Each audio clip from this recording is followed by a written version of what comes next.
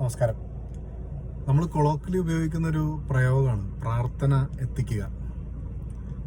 പണ്ട് മുതലേ ഇങ്ങനെ ഉപയോഗിക്കുന്ന ഒരു ഫ്രേസാണ്.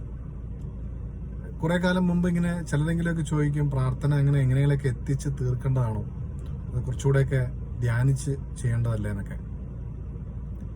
ഈ അടുത്തിടെയുള്ള ഒരു റിഫ്ലക്ഷൻ, ഈ പ്രാർത്ഥന എത്തിക്കൽ എങ്ങനെയെങ്കിലുമൊക്കെ എത്തിക്കൽ അതാണെങ്കിൽ പോലും വളരെ ഇമ്പോർട്ടൻ്റ് ആണ് എന്നിങ്ങനെ മനസ്സിലേക്ക് കൊണ്ടുവരുത്തായിരുന്നു. അതായത്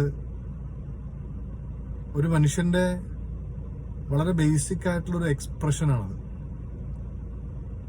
മൂക്ക് ചൊറിഞ്ഞായാലും, പിള്ളേർ ഓടിക്കളിക്കുവാണെങ്കിലും, ജോലിയിലെ ബുദ്ധിമുട്ടുകളുണ്ടെങ്കിലും, രോഗങ്ങളാണെങ്കിലും, എന്തൊക്കെ തന്നെയായാലും കുറച്ച് സമയം ഫോക്കസ് ചെയ്ത് കണ്ടെത്തി ദൈവത്തിൻ്റെ മുൻപിലൊന്ന് ഇരിക്കാനുള്ള ഒരു സന്നദ്ധത.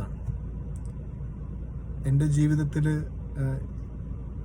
ഈശോയാണ്, ദൈവമാണ് ആശ്രയം എന്ന് പറയുന്ന ഒരു വളരെ വളരെ മീനിങ് ഫുൾ ആയ ഒരു എക്സ്പ്രഷനാണ് ഈ പ്രാർത്ഥന.